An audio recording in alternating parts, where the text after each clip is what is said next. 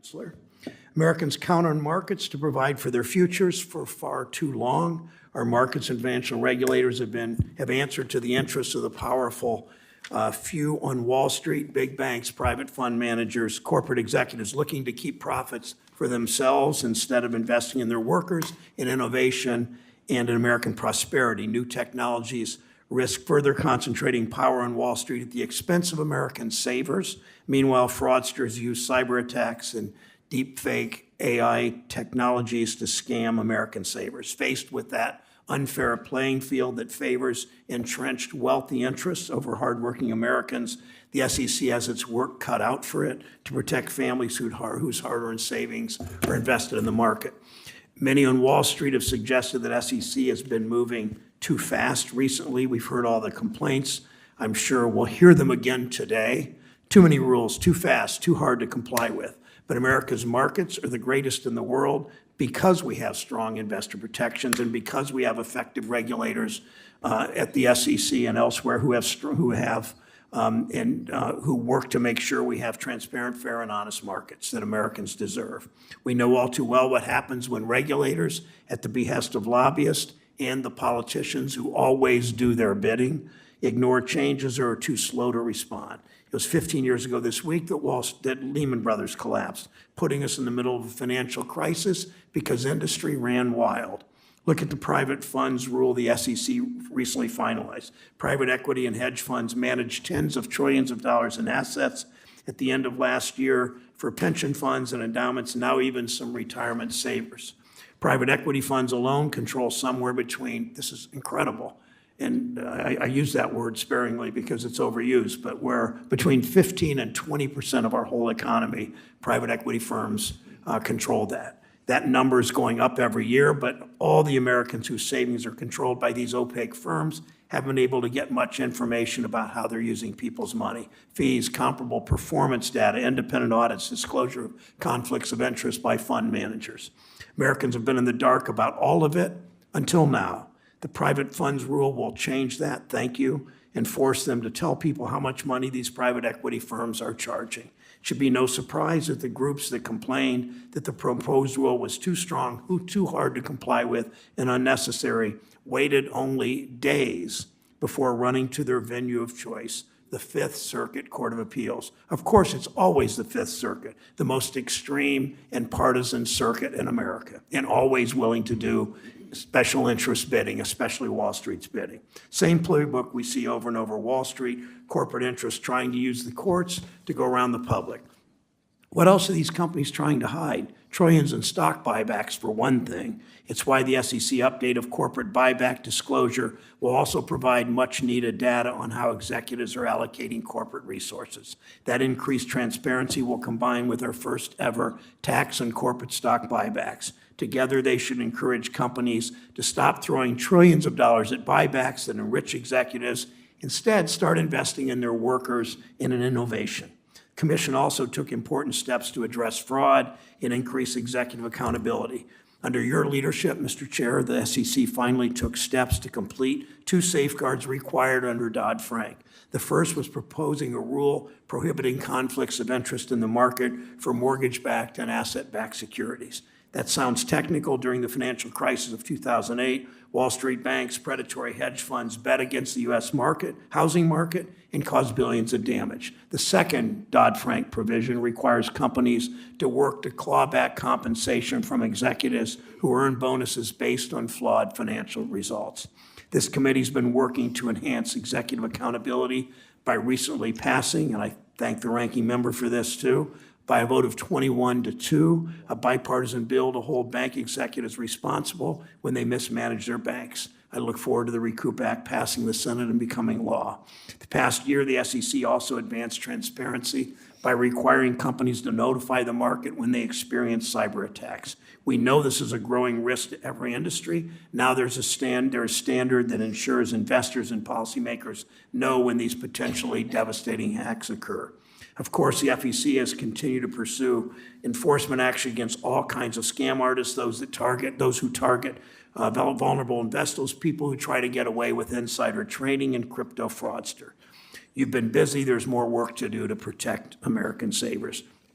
And we know that FEC is looking ahead at emerging risks posed by new technologies, including machine learning and artificial intelligence. The SEC must make sure that brokers and investment advisors put customers first when they use new technologies. This committee will be discussing the impact of AI on financial markets and consumers in the coming weeks. I'm eager to see SEC finalize its climate disclosure rule. There's been significant opposition to the proposal. Who would have expected otherwise? But the transparency it will provide will be valuable to investors. Just last week, this committee heard testimony about the challenges in the property insurance market, the increase in climate events every year, 15 $1 billion or more events so far this year, increasing all the time. It's well documented. These climate events affect businesses too. That destruction hits factories and infrastructure, puts workers at risk. So it's clear why investors are demanding this information. They deserve to get it. And we only need to look to events in the crypto markets in the past year to see what happens when markets lack transparency and conflicts go unchecked. Americans lose money. Since you testified last year, Mr. Chair, the FTX collapse showed how dangerous crypto can be. But FTX wasn't a lone bad apple. It was just the most explosive example of the problems in crypto. It seems like every day before and after FTX collapse, there's another crypto scam, hack, or insider taking advantage of people and another few $1 million lost. That's because the problems we saw at FTX are everywhere in crypto. The failure to provide real disclosure, the conflicts of interest, the risky bets with customer money that was supposed to be safe. FTX was just the biggest and the ugliest. For consumers, it adds up to billions of dollars gone. Meanwhile, bad actors keep flocking to crypto. They use it to launder money, to evade sanctions, to fund crime and human trafficking and terrorism. We need to protect workers and families in these markets. We need to clean up the scams and fraud. As Congress considers digital asset legislation, I'm glad SEC is using its tool to crack down on abuse and enforce the law. Lastly, Chair Gensler, as our economy and markets move forward, SEC must keep moving forward, put American savers first. Americans who work hard and scrimp to save for their families' futures deserve to invest their savings in markets that are fair and honest and transparent. I look forward to hearing more about how the SEC is working to protect investors and American workers. Senator Scott. Thank you, Mr. Chairman. Thank you, Chair Gensler, for being with us today. I've been calling for this hearing since February 14th, when the committee held an oversight hearing on the FTX crypto crash. A lot has happened since your appearance last September. We experienced several bank failures, and in response, this committee called up the relevant financial institutions and regulators to hold them accountable for their actions. But when it comes to the SEC, we've had to wait a whole year to speak with you in person. Even when a company like FTX collapses, we still have to wait. Complete and timely attention to congressional inquiries is critical to ensuring independent agencies remain transparent and accountable to the American people. Yet sadly, your agency has fallen short on this obligation to be transparent and responsive to congressional oversight. I have serious concerns with the way you are leading the SEC. The U.S. economy, and more specifically, our capital market system, is the global gold standard and one of our country's greatest strategic and competitive advantages over our peers and our adversaries. However, the United States can only retain these benefits if our regulatory environment empowers budding entrepreneurs to innovate, launch, and grow new job-creating ventures. America's global competitive edge is innovation and the American spirit to create. As SEC chair, your goal should be to fuel competition and innovation in the marketplace and expand the ability of Americans from all walks of life, whether that be a Boeing aircraft mechanic in North Charleston or a soybean farmer in Fort Dodge, Iowa, to access a wide spectrum of investment options for their hard-earned dollars. Without pro-growth regulations, we are limiting opportunities for our kids and our kids' kids from being able to take control of their own financial futures. That's why it's especially troubling that under your leadership, the SEC has failed to implement these types of pro-growth rules. Instead, your agency has churned out a seemingly endless assembly line of new and unneeded regulatory hurdles to capital formation and market access. Let me go through just some of those rules. First, the compliance burdens of your proposed climate disclosure rule are expected to quadruple the cost of being a public company. And that's just for one single rule. Your tax on private markets through the private funds rule will hurt small businesses and push small and diverse fund managers out of the market, ultimately limiting jobs and opportunity for many in the local economy. Meanwhile, your complex proposed overhaul of equity market operations will harm market access for retail investors and increase firms' cost of capital, especially for small and medium-sized businesses. You've issued several proposals aimed at reworking the regulatory regime for the open-end fund industry, including mutual funds used by millions of America's retirement savers, while providing tissue paper-thin rationale for why these reforms are needed. Despite it being labeled a rule on artificial intelligence, your power grab to regulate emerging and existing technologies, even Excel spreadsheets, is beyond the SEC's scope and will ultimately stifle innovation. Finally, and I certainly could go on with more, but your proposed revisions to the current rules for safeguarding customer assets are so overreaching, you've placed your fellow regulators at the CFTC, the Fed, and Treasury between a rock and a hard place. These proposals and rulemakings will have a tremendous effect on our capital market system.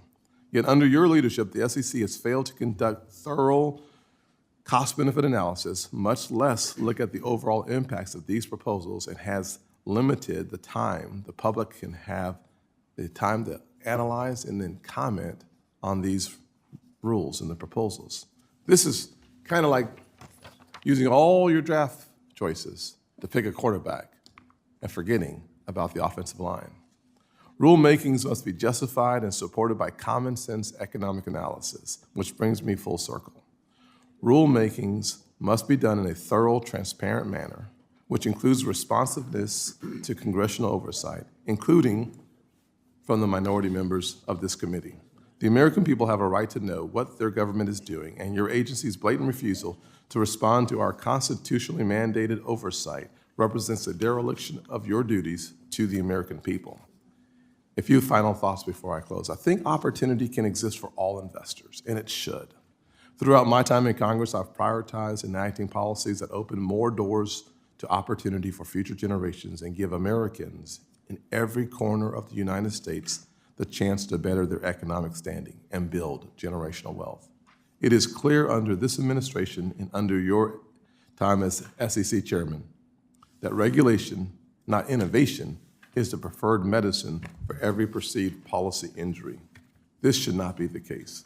I look forward to your testimony and then our discussion on these questions.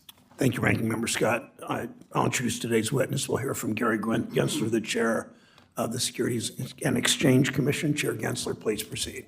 Thank you so much, Chairman Brown, Ranking Member Scott, members of the committee. It's so good to be back in front of you, and thank you for inviting me here today. As customary, I'd like to note that my views are my own as chair of the SEC. I'm not speaking on behalf of my fellow commissioners or SEC staff. For 90 years, the federal securities laws and our work to oversee them have played a crucial role for the public, both in good times and in times of stress. And the core principles of the U.S. securities market regulation have contributed to economic success. I find Ranking Member Scott and I probably agree on this, is that it really has contributed to our economic success and our geopolitical standing, the success of our capital markets. At this remarkable agency, we serve investors building for a better future and issuers on the other side of the market, raising for their innovations and their ideas. It's about a $100 trillion capital market in total.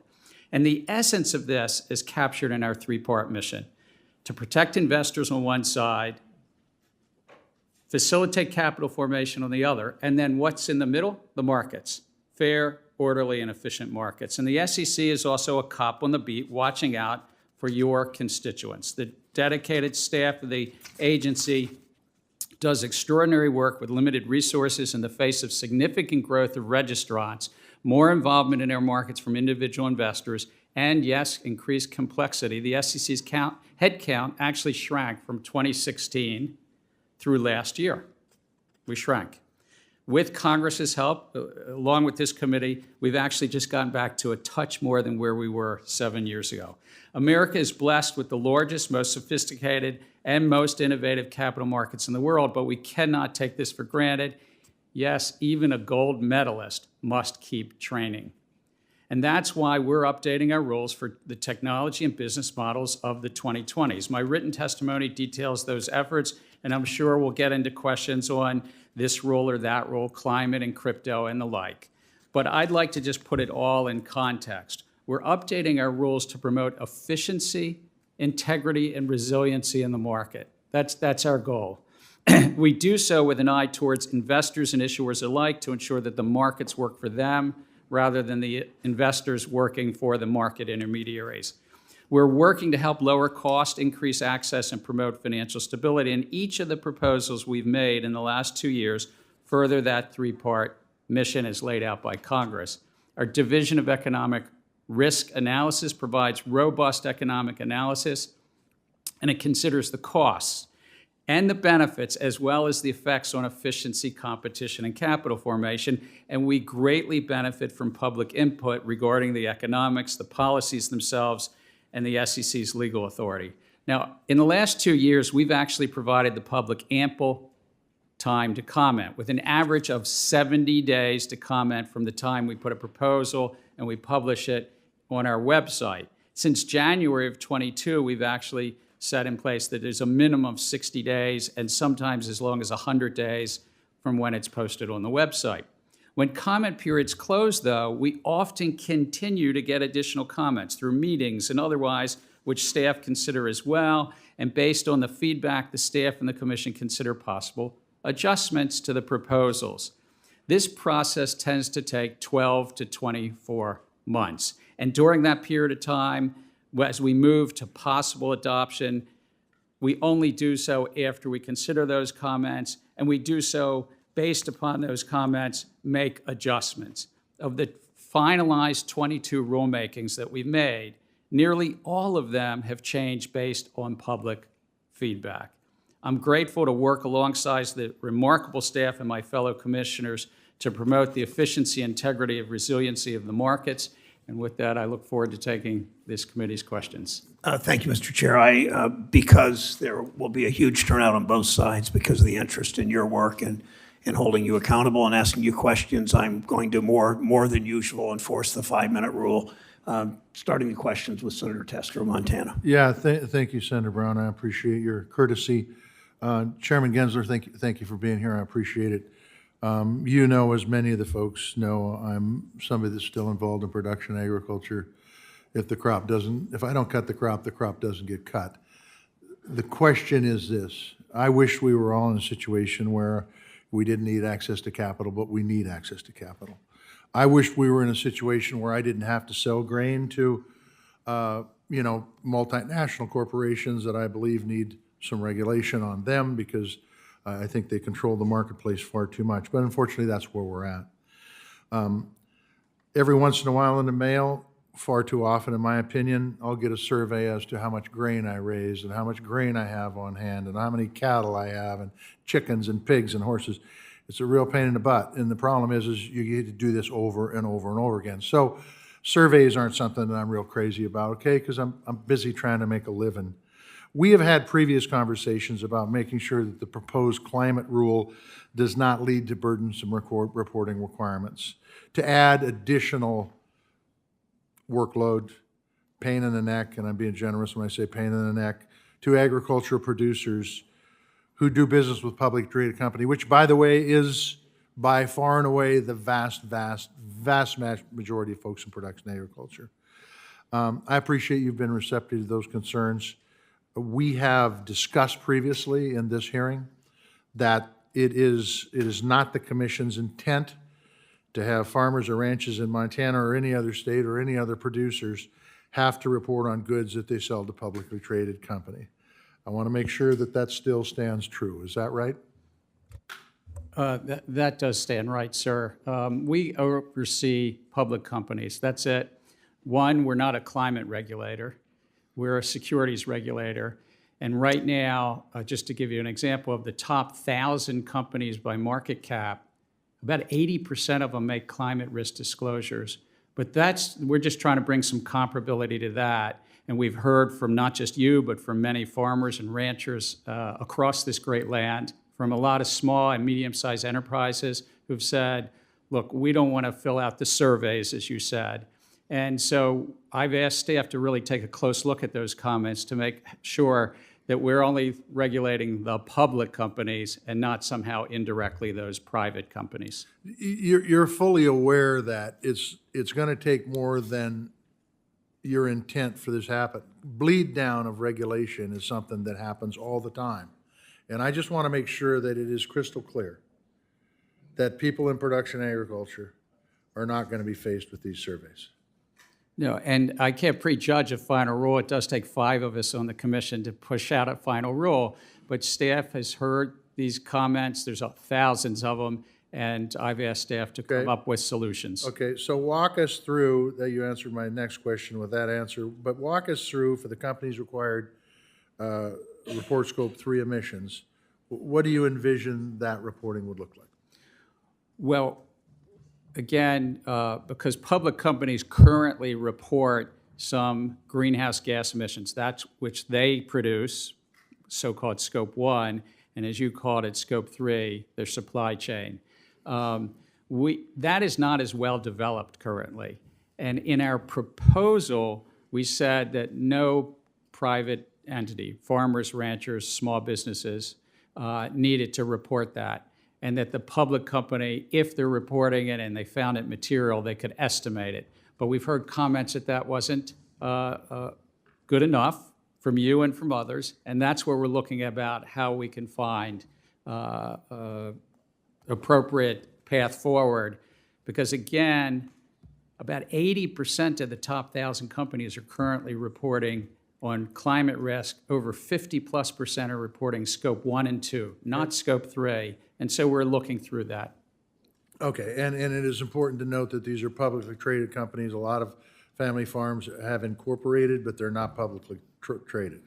That's correct, sir. And our jurisdiction is just over those publicly traded, or in public registrants, I'll call it. Correct. With respect to the chairman, I hope somebody gets into crypto, but I would love to find out what you're doing to protect consumers there. I yield, Mr. Chairman. Senator Tester, I think several people will. Senator Crapo of Idaho is recognized. Thank you, Mr. Chairman, and I appreciate Senator Scott allowing me to take this slot for my questions. I do have a number of questions on climate rule, the open-end fund liquidity rule, the crypto rule, and so forth. But I'm going to focus my questions this morning on what you described as the fact, one of your roles as being the cop on the beat to protect investors. I've heard from many Idahoans how they've been impacted by the troubling trading halt of the metamaterials, or MMTLP, investors across the country share these same concerns. They have a lot of questions about what happened, the inability to sell the stock, and potential IRS implications. And to get answers about what happened, they've sent letters and made Freedom of Information requests of the SEC and I believe FINRA as well. And as of this point, I don't think we have the full response. And you know that my office has engaged to get answers as well. Can you confirm that the SEC is reviewing the trading halt from December 2022, and will you commit to publicly releasing the SEC's findings on this investigation? Let me just sort of step back. FINRA is separate from the SEC, and they have a set of rules. They're organized, and those rules are approved by the SEC after public comment, but they then move forward and implement their rules. The matter that you raised around metamaterials, if I recall the name of it, in December of 2022, if I recall. Under FINRA's rules, they sought trading halt. They didn't seek the SEC's advice or permission on that. That is something that they did separately in that matter. So is the SEC not investigating these actions at all? The SEC's role is to investigate many things in the capital markets. We don't speak to specific investigations, but we do, on a regular basis, examine FINRA for compliance with their rules and examine them on a regular basis on whether they're following their own rules as put out to public comment. And are you examining their process and their compliance with their own rules with regard to MMTLP? We regularly examine, because they're such an important part of the capital markets, we examine them annually, I think. Part of our division of examination has a whole unit that examines FINRA on a regular basis. Well, I don't know whether this question relates to you or FINRA or both, but the investors have asked for the aggregated audited share count for the MMTLP and for the blue sheet data to ascertain whether MMTLP shares were subject to counterfeit and naked short selling. Have FINRA and the SEC analyzed MMTLP for any potential fraud or wrongdoing? We seek to analyze fraud and wrongdoing wherever it might be in our capital markets, and certainly we're well aware of these matters, but I can't speak about specific possible investigations or even confirm or deny whether we have them, because it protects the markets. When we sometimes close an investigation and we don't find something. But certainly we could follow staff about the specific questions about data. All right, am I hearing you say, though, I do believe I'm hearing you say that there could be an investigation underway, but you can't give data about it. But if there is an investigation underway into these matters, and if that investigation finds answers, is that information not going to be made available to the public? We only make information as a result of any investigation public if we either settle or bring charges in competent courts. And that really helps protect the public and protects individuals when we don't bring charges. Well, then how are investors and, frankly, Congress to know whether you have even undertaken such an investigation or whether such an investigation has resulted in any outcome? Again, part of, I think, the trust in our capital markets is being a cop on the beat, but also when we close investigations that do not result in either litigation or a settlement, that's really between those various registrants or market participants that it's been closed, and they have a right to say if it's been closed or not. Thank you, Senator Crapo. You can follow up, obviously, with written questions. I see that my time has expired. I will be following up with you on this issue, Chairman Gensler. I look forward to it, Senator, and just let us know when you'd like to. Thank you, Senator Crapo. This week is the 15th anniversary, Mr. Chair, of the collapse of Lehman Brothers, as we've discussed. The 2008 financial crisis showed us all how everyday people can have their lives turned upside down due to Wall Street greed. Now Wall Street's pushing back on your attempts to make them tell investors the real facts about their businesses. What steps is FEC taking, are you taking, to ensure that investors and savers have the information they need to make informed choices? Well, investors get the basic bargain. They have to have complete information. And so that's, if they're public companies, to really have that full, fair, and truthful information. And as that discussion we had with Senator Tester about climate risk, or what you mentioned, Senator, around cyber risk. Material information is part of what they need to make their choices. Also in crypto, that to the extent a crypto token is a security, that investors get a chance to make their decisions based on that full, fair, and truthful disclosure. You noted in your testimony the SEC recently finalized the private funds rule that will require private equity and hedge funds to increase transparency for their investors. How will providing additional information on fees and performance help protect workers' pension funds, especially also charitable endowments and for other investors? So this field has grown significantly over the years, measured, as you said, well over $20 trillion of assets. Well, standing on one side are the investors, and those investors often are pension funds, and the workers and the teachers and firefighters in your districts and your states benefit. And so it's really, we proposed and we finalized based on public comment rules to bring greater transparency about the fees, the performance, and what's called side letters that these private fund advisors have in this marketplace. And that helps promote competition. I mean, that helps promote, really the efficiency of the market. And if the costs come down, that means the returns for retirees goes up. Thank you. As promised to Senator Tester, there will be at least one question, a series of questions about digital assets and crypto. Frauds and scams in the crypto markets cost consumer millions. Decades ago, the same kinds of problems were all over Wall Street. Unscrupulous promoters pushed investments in speculative or even bogus companies in some cases. Investors cashed out, putting their interests ahead of their clients' interests. We cleaned up our markets through investor protections like strong disclosures, conflict of interest rules, always a work in progress. Thank you for that. But U.S. markets, as we know, lead the world in transparency and integrity. Question, Chair Gensler, if crypto markets lived up to the investor protection principles we have in other markets, would that help protect Americans from the crypto abuses that cost consumers billions?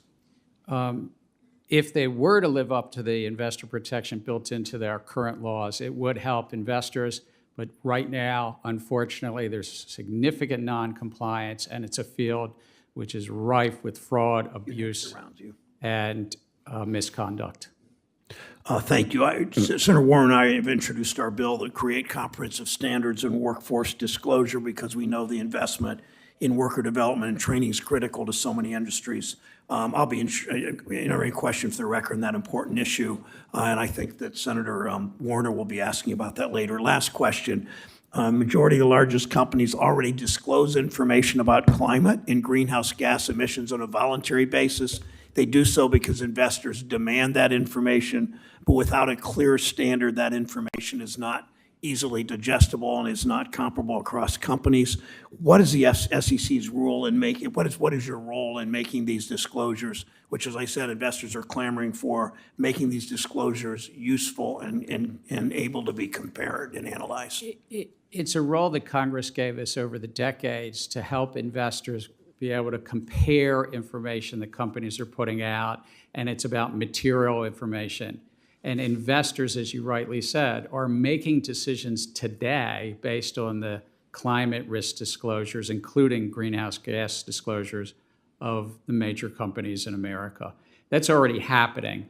And so our role is just to bring some comparability and consistency to this. And that's what we put out a proposal. We got over 16,000 comments. Like other rules, we're likely to make adjustments. Like the discussion I had with Senator Tester, particularly, we got a lot of comments around what's called Scope 3 disclosures, and that's what we're trying to move forward on. Thank you, Senator Scott. Thank you, Chair. You and I had a discussion about the importance of being responsive, especially to the minority, and I want to have that conversation with you. But before we get there, I do want to ask a couple questions that I think are relevant. Chairman, in April, Chairman McHenry and I sent you a letter regarding your proposal impacting mutual funds and retirement savings. We expressed our concerns with the inherent unfairness of creating a two-tiered market that would significantly impact retirement savers at a time. Interesting. Even God's upset with this.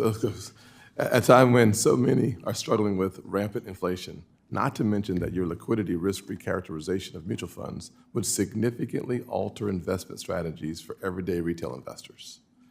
It's saying something when a proposal like yours brings a large and diverse group of stakeholders out against it.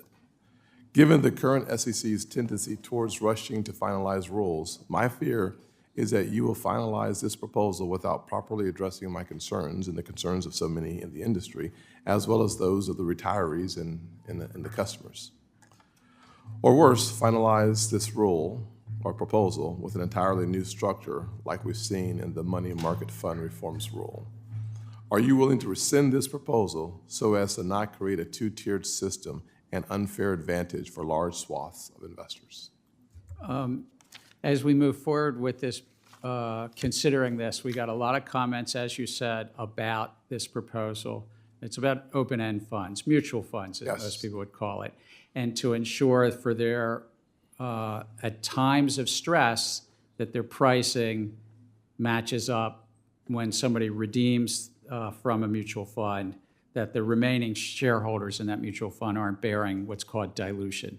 We got a lot of comments, including your letter with Chair McHenry, which we appreciate. And we'll make considered choices based on the economics and, as you said, based upon ensuring that investors' interests come first. I think it's incredibly important, and I bring that up because as a guy who used to sell mutual funds, I see the challenges that will be presented to customers who are purchasing those mutual funds, and frankly, the two-tiered system that I'm talking about. But relatedly, despite your reassurances that the public, especially the millions of everyday investors most directly impacted by these proposals, would have sufficient opportunity to provide feedback through the notice and comment process, your agency provided just over 90 days to sift through nearly 1,700 pages of 4 proposed rules wrapped into one proposal. This same proposal included roughly 1,200 questions from your staff for industry feedback. If you have over 1,000 questions, I fail to see how you can say with a straight face that you have issued a proposed rule and not a request for information. Do you think 90 days is a reasonable amount of time for the average investor or small business to digest a complex proposal that includes 4 rulemakings, including by answering roughly 1,200 questions, again, in just 90 days? I feel very proud of the agency and the work to comply with the Administrative Procedures Act, to seek that public comment. In the equity market proposals, as you mentioned, we voted them in December of last year. We kept the public comment file open until March, the end of March, so 100+ days from when we put it on our website. And we continue to get meetings and comments, and the staff takes those into consideration as well. I'll just say that 1,200 questions for small businesses, investors to answer in a 90-day window seems a bit of a high bar. But the Dodd-Frank Act required about 400 rules from financial regulators, and 67 of those would come from the SEC. Today, it seems like we are living in the twilight zone, asking people to comply to unrealistic timeframes with too many questions, and frankly, as you can tell, too many rules from my perspective. According to the Committee on Capital Markets under your leadership, the SEC has put forward 47 proposals, adopted 22 of them in the first several months of your leadership. What's even more troubling is these rules stand to completely change our capital market structure, which benefits the average investor more today than at any other point in history. The breakneck pace you are pumping out regulations should not be applauded. The regulations the SEC has proposed under your leadership are unjustified and are sowing discord and confusion for industry and market participants alike.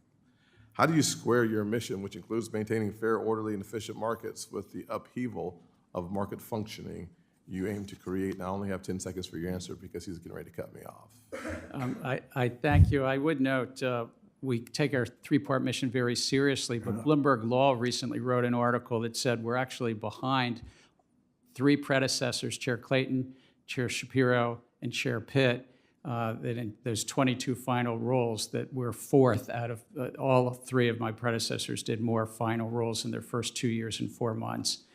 We take this very seriously. We're not working against a clock. It tends to take 12 to 24 months. If we were to finalize a rule, we've reopened 18 of the rules. There will be changes in most of these rules based on public comment and economic feedback. Thank you. I know that Thank went you. over time. Thank you for your Senator Menendez of New Jersey is recognized. Thank you. The use of artificial intelligence is becoming increasingly prominent in a number of industries, including the financial sector. The tools can provide enormous benefits to investors, but they also come with a variety of potential risks. Can you describe how the financial sector is deploying AI, and what are some of the potential risks you can see as AI tools become more widely used in the capital markets? Predictive data analytics and artificial intelligence already have been used, and used extensively in finance, even before the recent ChatGPT. It's used in robo-advising and in brokerage apps, but it's also used by large, sophisticated investors who may be listening to this testimony right here and having computers analyze it and making market decisions. That's called sentiment analysis. But they also drive efficiency in the capital markets, good efficiency in the capital markets on account opening documentation and compliance, and insurance companies are using it to also to do claims processing, to comply with anti-money laundering. I think there are some risks, though. There are some risks in our capital markets, some which could lead to conflicts in the market, and we put out a proposal to address those conflicts, some that are harder to grapple with. There may well be that the financial crisis in a number of years or in 10 years is because we find everybody in the mortgage market may be relying on one model, and we all go, my gosh, I didn't realize there was one AI model. I want to point to something you previously commented on, which, and I'll quote it, "The challenges of explainability may mask underlying systemic racism and bias in AI predictive models. Minorities already face disproportionate trouble in accessing capital, and poorly built AI tools have the potential to entrench or expand those gaps." So it seems to me that while we can think about what AI can do in the positive sense within the capital markets, the SEC should be focusing on mitigating what are the potentially negative risks. Is that something that you're focused on? We are. We put out a rule for a comment and proposal around conflicts in the market when a robo-advisor or brokerage app is taking into consideration their interest and maybe putting that ahead of their investors. You also ask an important question about there's often biases in the data themselves. The data being collected often reflects the biases in our great land. And unfortunately, then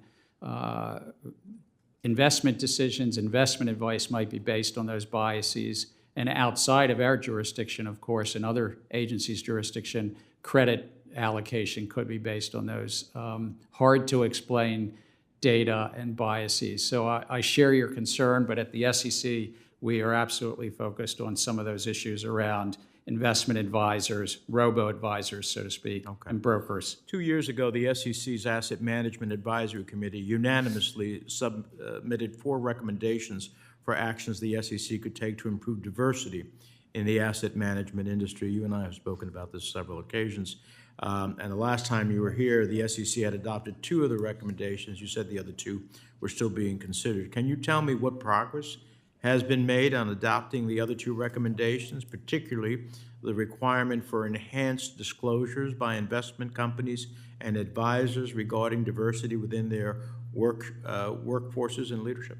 Well, thank you, sir. With regard to that recommendation, one thing we did do, and it was about the time of this committee hearing last year, was that the staff put out an answer to a question we frequently get, is whether somebody can take into consideration an asset manager's workforce diversity and still be in compliance with their fiduciary duty. And we answered that in the affirmative, consistent with the rest of their requirements in their law. And though that didn't, the full recommendation went further, the full recommendation of the Investment Advisors Committee went further, we thought that this was really an appropriate thing to answer that important question. I hope you'll look at casting votes on some of these recommendations that they unanimously did. Finally, just to follow on the question on the open-ended funds, this is the most significant change to mutual funds in generations.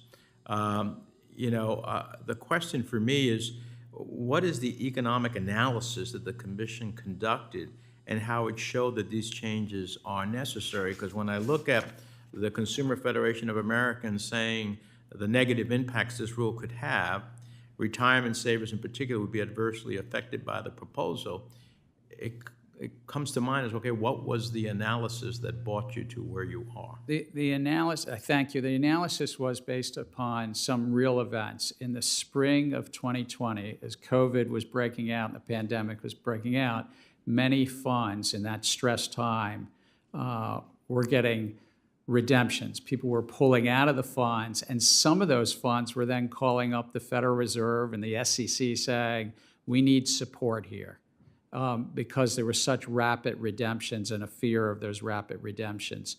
And so it's trying to address some of those things, and the law says that we should look at things to make sure that a fund's price, when somebody redeems, doesn't dilute the remaining shareholders. So it's looking at that and looking at that very closely. But again, we've heard comments. We tend to make adjustments along the way based upon those comments. We're taking those comments seriously from you, Senator, from other senators who have raised this, and of course, CFA and others. Mr. Chairman, Senator, my time's up. I just time want to has say. expired. I don't. I'm trying I to just keep want people to to say 5 that minutes today, we're okay. going to look, I'm going to follow up with questions for the record. Good. Thank you, Senator. Senator Rounds. Thank you, Mr. Chairman. Chairman Gensler, it's been a while since we've had an opportunity to visit with you. I don't send a lot of letters to you, and when I do, I try to make them as precise and clear as possible. We did send a letter on May 10th of this year along with a number of other members, and in it, we asked for 3 specific items. We received a response back on one with a chart detailing rules that were being promulgated, but no response to our other 2 requests. Like I say, I don't ask for a lot of different items, but I really do expect that when we do ask a letter that we get an appropriate response back. Ranking Member Scott had basically said that he didn't feel that you were being responsive. And my question to you is there a policy that you have with regard to requests for information from the minority on the committee versus the majority on the committee? One, I'd like to look and meet with you and see what the questions were. I'm glad to follow up and meet with you in person or over the phone if you wish. But we are responsive to individual members, to their questions, often policy and other questions that we respond to. We do, if there's an oversight request, that comes, as I understand it, from the rules of the Senate and the rules of the House, generally from the committee and the majority. But in terms of the day-to-day questions, we like to engage with you as you wish. As I say, I don't ask for a lot, but when I do, I really do expect that we'll get a response back pretty clear on our requests. We didn't to the May 10th letter, and I will follow up with you, sir, because I think it's important. In this particular case, we were concerned about the pretty aggressive rulemaking attempts that you have right now. In fact, you have 48 new ones and I think a total of 60 that you were working through. And let me just play with one of them for just a minute. The technology clearly has played a central role to expanding the market access for institutional and retail investors. You have said yourself that we can use technology to make finance more inclusive and more accessible. However, you have not brought that attitude to the Commission, as is evident by the SEC's new predictive data analytics proposal. Although in name, the proposal is targeted at emerging technology like AI and machine learning, the proposal creates a restrictive regulatory regime that will govern any analytics tool and is inconsistent with decades of legal and Commission precedent regarding the handling of conflict of interest, including the Commission's own fiduciary interpretation and regulatory best interest from as recently as 2019. I echo the comments of Commissioner Peirce that the new predictive data analytics proposal reveals the Commission's rather hostile attitude towards technology, or at least it appears in ignorance towards it. Mr. Chairman, was this rule intended to encompass essentially all computational tools, not just AI and machine learning? It's actually technology neutral, and this is an important concept. Is like if an investment advisor, think about a robo-advisor, is telling you their advice, and it's only based on your family and your well-being and so forth, great, thumbs up. But if they're also taking into account their own interests, their profits, their revenues, and the like, therein lies a potential conflict. And whether they're using machine learning or they're using some other data analytics, predictive data analytics, there may be a conflict there, and then this proposal was to get public feedback on how to, in essence, neutralize those conflicts and address those Have you conflicts. received a lot of responses back? We are. I think the comment period might close October 10th, so it's a open comment period right now. But I would anticipate we'd get a lot of comment, particularly after the so-called gamification, the focus in early 21 on brokers using prompts to. I'm hoping that you take a look at that and that we hear more about it before you make a final determination. And also, Mr. Gensler, Chairman Gensler, earlier this year, the Commission proposed the Safeguarding Advisory Client Assets Rule, which, as drafted, would ultimately transform the way in which a bank holds client cash. Requiring cash to be segregated marks a fundamental shift from current banking practices and, for the first time, would broadly require banks to segregate client cash deposits. My concern is that the SEC is inserting itself into matters at the core of the banking system, deposits, credit, payments, and specifically within the jurisdiction of prudential regulators.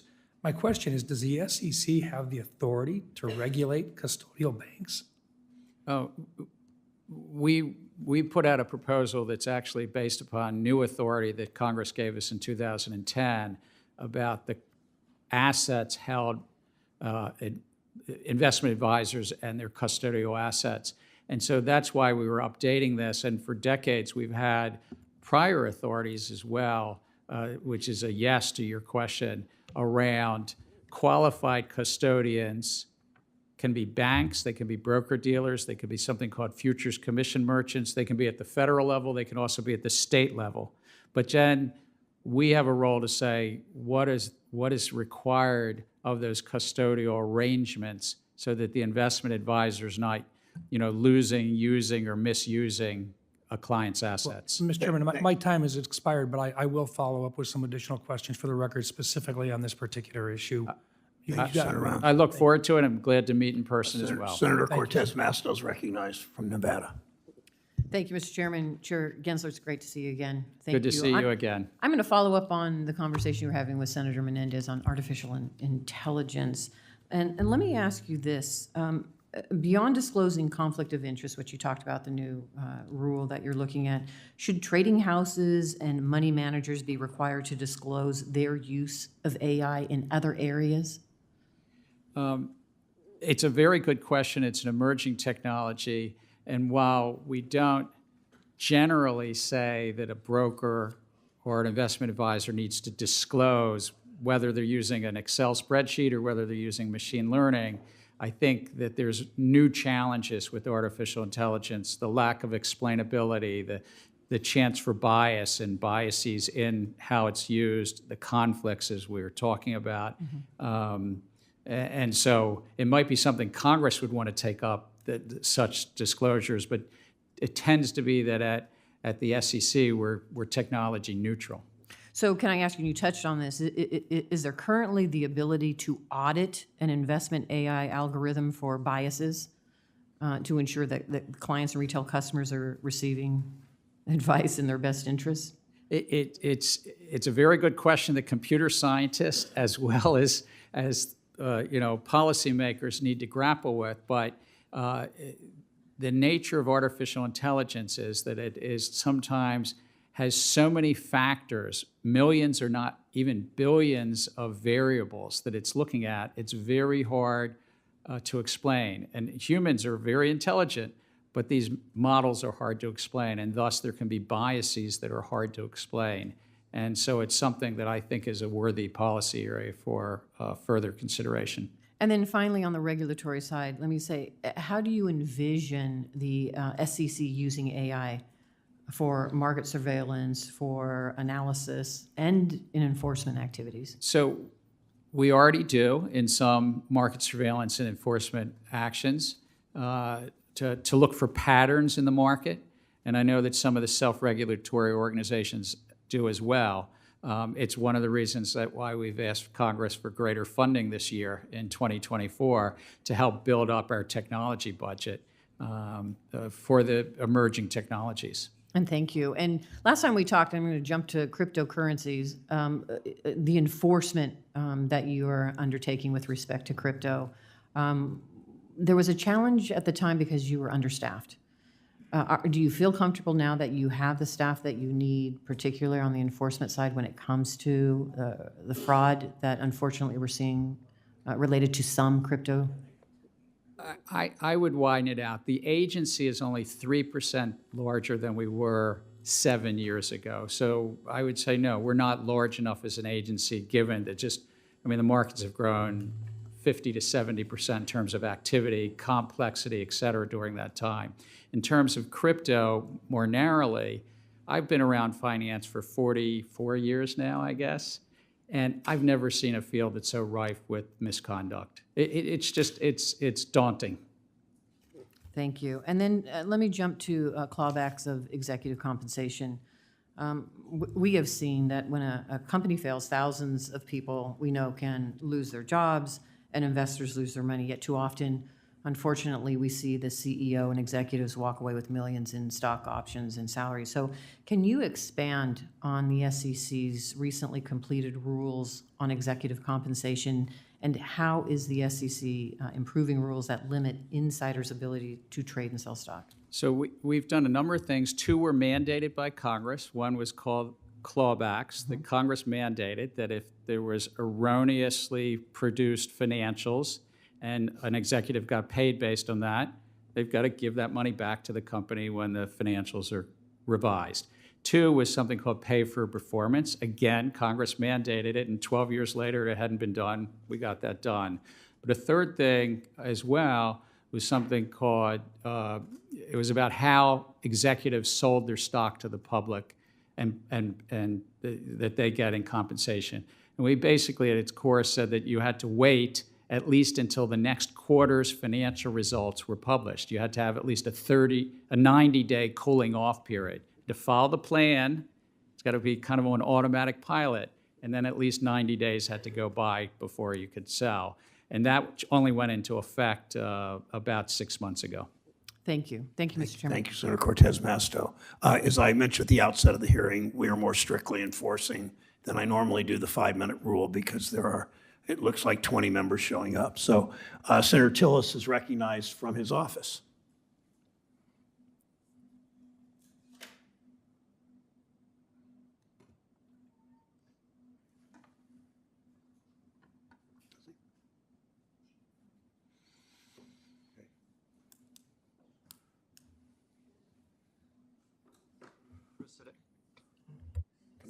Mr. Chair, can you hear me? Yes, we can. You heard all that. My assistant said you didn't hear me. I thought you would have interrupted me, but I'll be brief. I guess in response to the letter, we got a 1.5-page response that, in my judgment, was not responsive to the questions. I want to ask you a few here now. One, does the SEC's analysis on each of the 4 rules contemplate the interlocking nature of the rules? Senator Tillis, just because you may not have been on audio at the beginning, which rules, just so I can understand? We're talking about regulation best execution, order completion rule, minimum pricing increments, and disclosure of order execution information. Thank you. Each of the proposals have a robust economic analysis that speak to each of those individual matters. One, which was disclosure, as you mentioned. One, which is the agency itself adopting a best execution rule. One, updating the market structure. I understand the and so each of those individual- individually address the economics of each of them. Individually, but are you saying there's no valid, there's no reason to actually understand the interlocking nature of them? I mean, if you're analyzing down a stovepipe, but are you really doing the kind of analysis to understand how they're going to work in tandem as they get promulgated? So there's 2 other things that we do. It's a very good question. One is we do ask questions about that, and we receive a lot of comments. But secondly, if we were to finalize any one of those 4 rules, and we do this on other rules as well, We then incorporate that in what's called the economic baseline. Every one of our economic analyses, as one of its tenets, has a baseline. So if we were to finalize one of these rules prior to others, then we incorporate that in the economic analysis. Okay, I'm going to submit a couple of questions for the record, but I just wanted to say that the response was a bit disappointing. It more or less referred us back to the SEC website. But I want to touch on something that Senator Rounds asked about, and it's the safeguarding advisory client assets rulemaking. Given the impact that it has on core banking activities, at what point in drafting did the SEC actually consult or confer with prudential regulators? I know that our staff has ongoing discussions. This was a new authority that we got in 2010, and the team that worked on it actually had been working on it for 12 years. So there's been ongoing discussions off and on with bank regulators over those dozen years. But in terms of this specific rulemaking, certainly since it's been out, there's been discussions, but I couldn't tell you how many times over the 11 or 12 years before the staff had been working on it. Mr. Chair, I am going to submit for the record letters from industry that on a couple of subjects, but on this particular subject, it appears to me that there hasn't really been an extensive vetting and discussion with the prudential regulators, and we'll get back. We'll submit that for the record. But Chair Gensler, unless I can be convinced that there was significant engagement, why wouldn't we just put this rule on hold until we got a more fulsome response, better basis for execution? Because, Senator, what we do is we put things out to proposal. We get public feedback. Sometimes we re-propose. We've done that a number of times, or reopen. Okay. And often we just moderate, we change, we adjust based on the public feedback, and we've done that on nearly every one of the proposals that we've adopted, these 22 adoptions. Just real quick, number one, I'm curious about the analysis that you've done to determine how the rule would impact market liquidity. I'd like to get that. I'd like to ask that for the record. I don't think you could possibly answer that in 45 seconds. I'm going to honor my time limit. I'm also kind of curious as to whether or not you've completed an analysis. If you have, I'd like to see it on the cost borne by the investor on the requirements for the proposal. Just a quick answer within 30 seconds. Have you done much in the way of work, and can we look forward to a detailed analysis on the liquidity question and the impact on investors? We do on each of our rules look at the economics, and depending upon the rule, some are very germane to liquidity and some are less germane to that.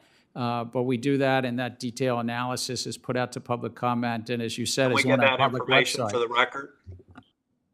Yes, but again, it might be that which is already on the public record. I want to be candid with you, because that's the analysis that we've done. Thank you, Mr. Chair. Until Senator Warner of Virginia is recognized. Thank you, Mr. Chairman. Good to see you, Mr. Chairman. I was going to greet you a lot, but I got a 5-minute timeline. The chairman specifically gave me that notice on 5 minutes. I got 2 topics. Let me get them right away. First is the whole question around human capital disclosure. We all know, we've talked about this many times, 7 years ago, 70-80% of corporate value was in plant and equipment. We're now at over 90% in terms of intangible assets, intellectual property, and human capital. I think investors want to have that kind of information about what companies are doing in terms of investment in their workforce, their biggest asset. Last year, Chairman Brown and I sent you a couple letters. Just yesterday, we reintroduced the Workforce Investment Disclosure Act. And before my colleagues say, oh my gosh, is this some rearing again of ESG or anything else no, this is something that Chair Clayton, under President Trump, took the lead on. Given the fact that there is this consensus that companies and investors want to know how they're doing in terms of investing in human beings, recruiting and retaining. Last September, you'd like to see, you testified that this was one of the items that were on your agenda. Where are we, and when can we see more action?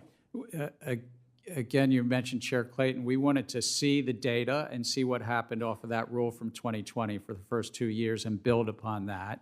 And really be targeted around turnover and workforce issues.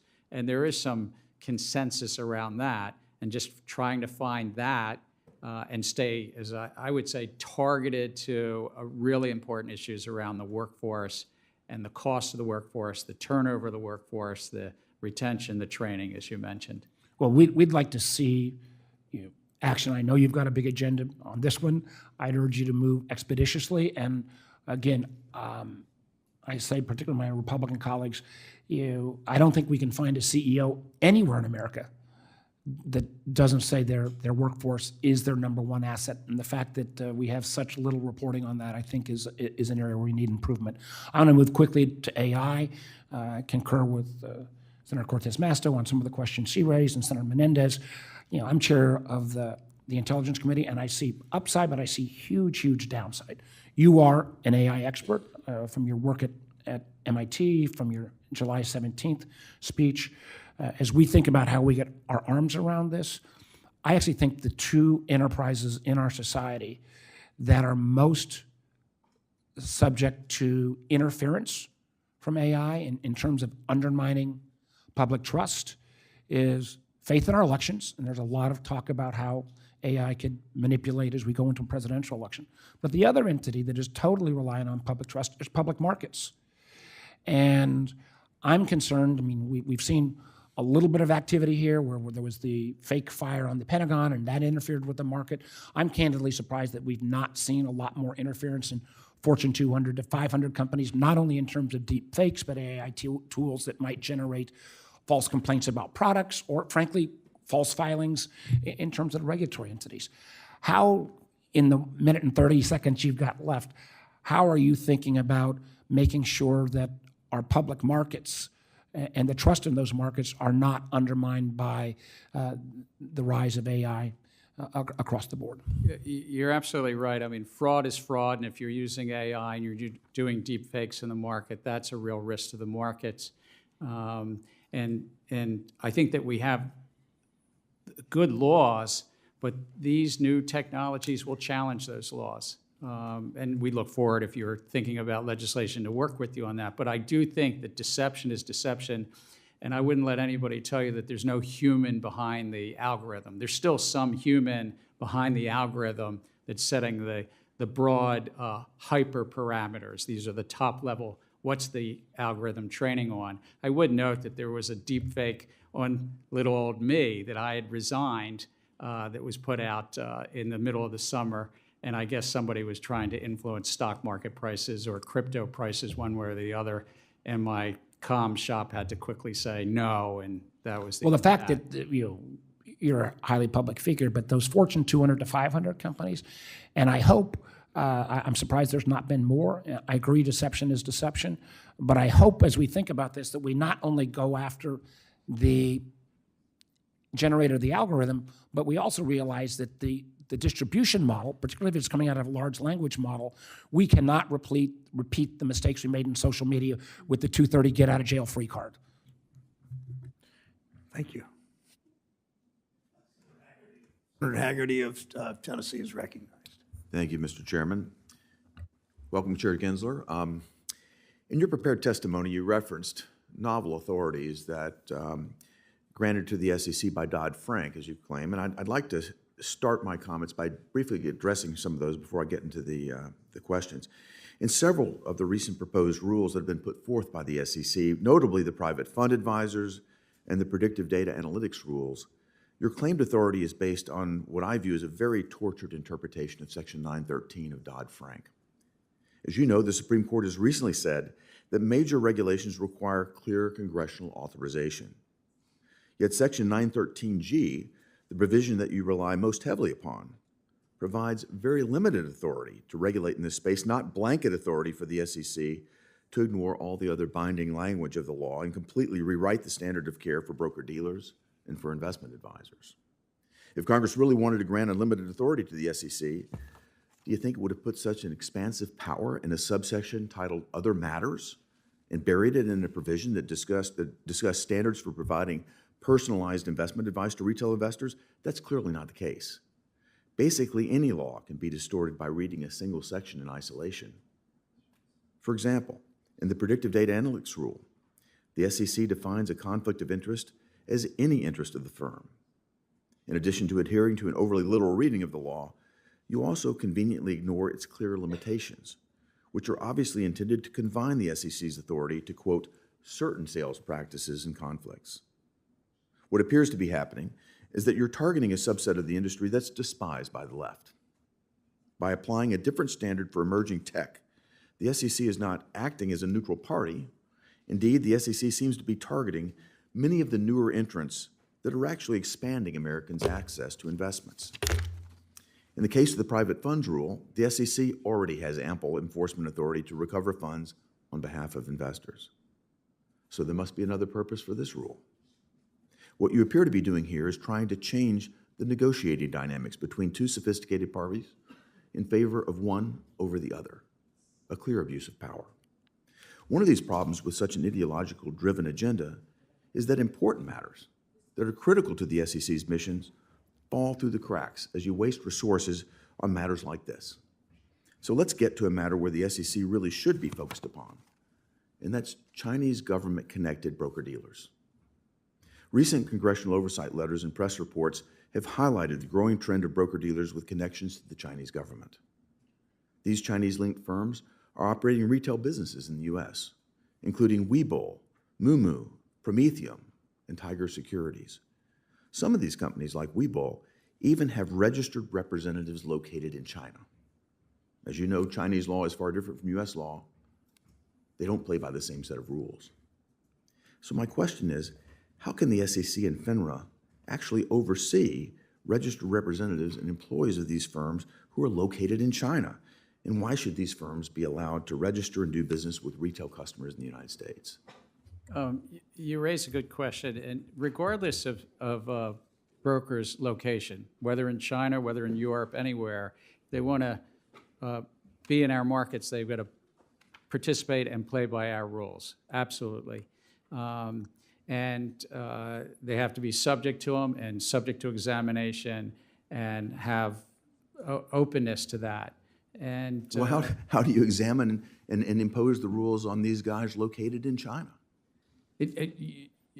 Having gone through a lot of challenging negotiations with the Chinese authorities over a separate matter around auditing and inspecting auditors, I share your concern because it is quite a challenge. But we successfully, with Congress's help on something called the Holding Foreign Companies Accountable Act, we got the leverage. Congress gave us additional leverage, and we were able to be successful there. And we've actually been able to, through the PCAOB, the auditing board, to inspect those auditors. Well, I would encourage this allocation of resources to really focus on these sort of actors. I'd like to turn to another point. Last month, the U.S. Court of Appeals for the District of Columbia unanimously ruled that the SEC's denial of Grayscale's spot Bitcoin ETF was, quote, arbitrary and capricious. They argued that the product is mathematically indistinguishable from already approved futures products currently trading on U.S. exchanges. So my question is, can you explain what the SEC needs to see in a filing to approve a spot Bitcoin ETF? And what questions do you still need answered from issuers about the market and or market infrastructure in order to allow this to happen? I'd just like to get some clarity. Be very brief, and we're moving on. Chair Gensler. Senator, I thank you for the question. We're still reviewing that decision and reviewing. We have multiple filings around Bitcoin exchange-traded products, so it's not just that one you mentioned, but it's multiple others who are reviewing them, and I'm looking forward to staff's recommendations. So, in similar questions. Thank you, Mr. Chair. Senator Warren of Massachusetts. Thank you, Mr. Chairman.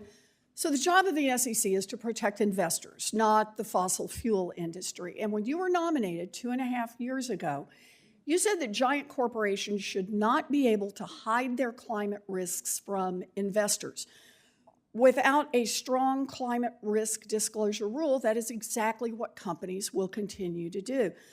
You have a mandate to protect investors. You have strong public support to do this, and I just want to say it is time for you to get this job done. But instead of spending the rest of my time fencing with you over when you're going to get this rule out on climate, and a strong rule on climate, I want to shift gears and talk about private equity.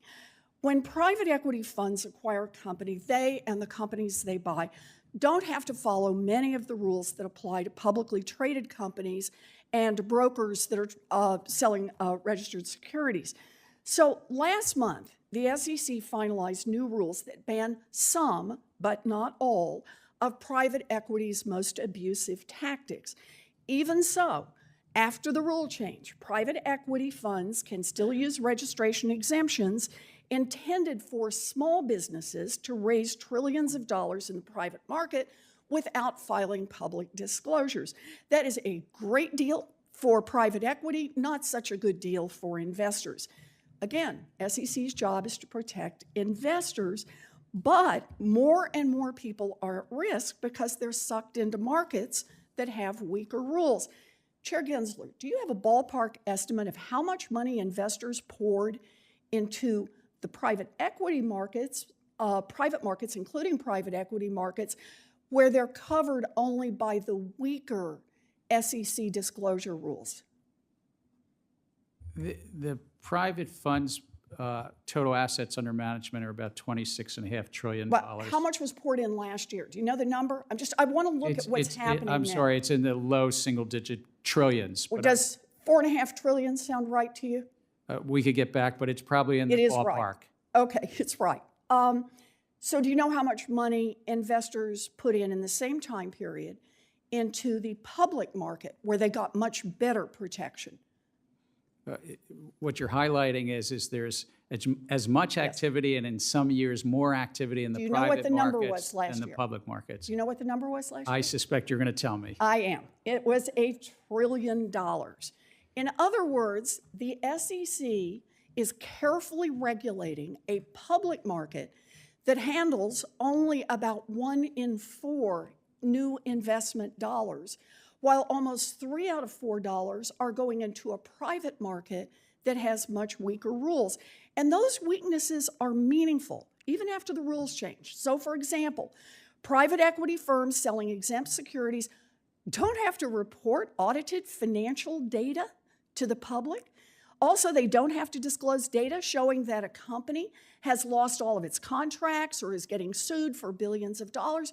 Seems to me like that is an invitation for fraud. The SEC was built so that investors could have confidence in the honesty of markets, and now 3/4 of investments that are coming in are not getting those basic protections.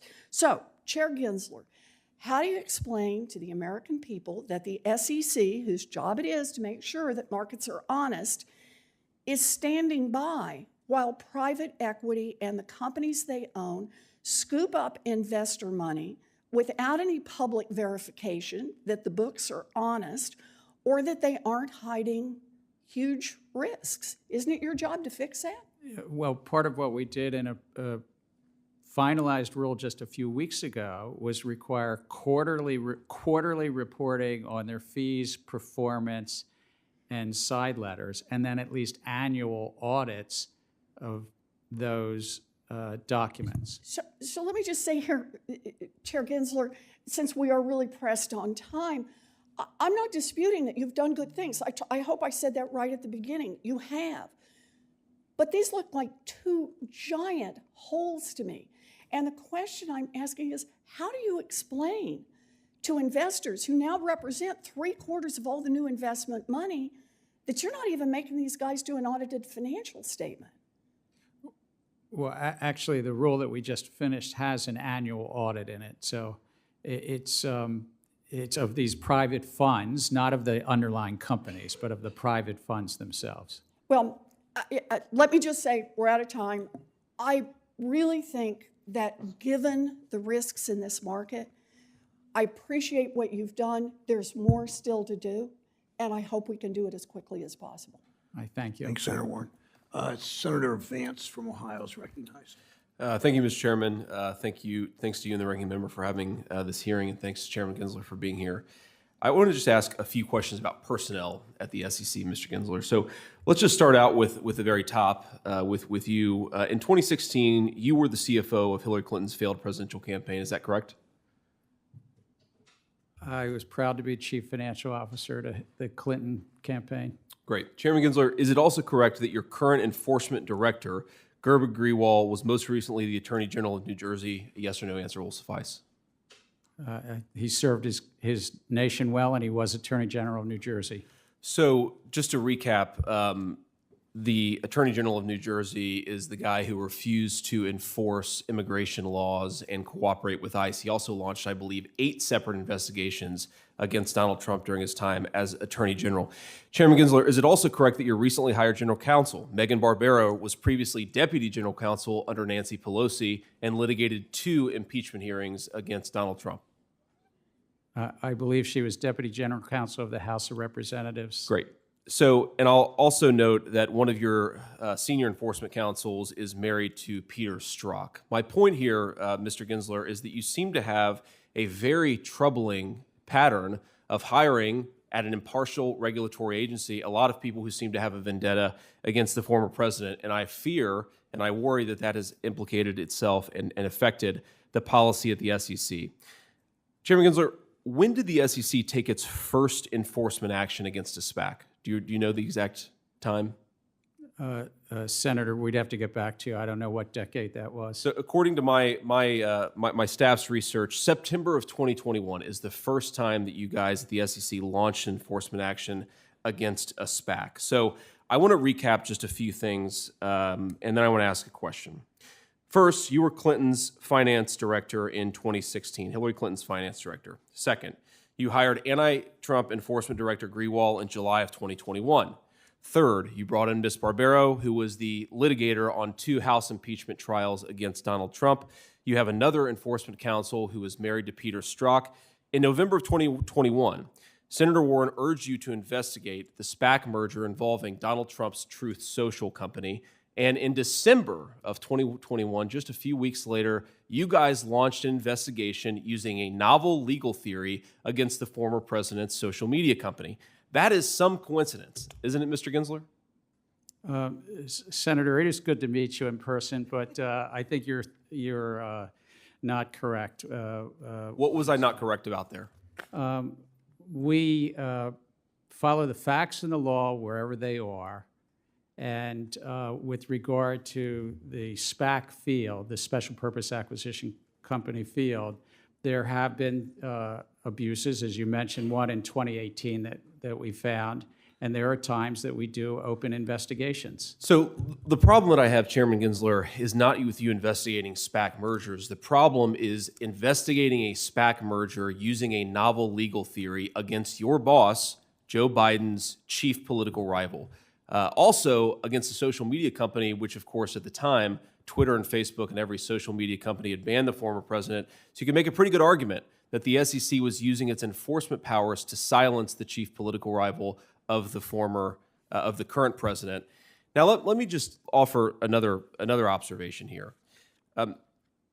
We are rightfully concerned in this chamber, at least on my side of the aisle, about the weaponization of the Department of Justice. But I'm increasingly worried that we should be more worried about the weaponization of the Securities and Exchange Commission. It looks more and more like not an impartial regulatory body protecting investors and consumers, but a regulatory body that it's using its power to silence and immiserate political rivals of the current president of the United States. I have just one final question on that, Chairman Gensler.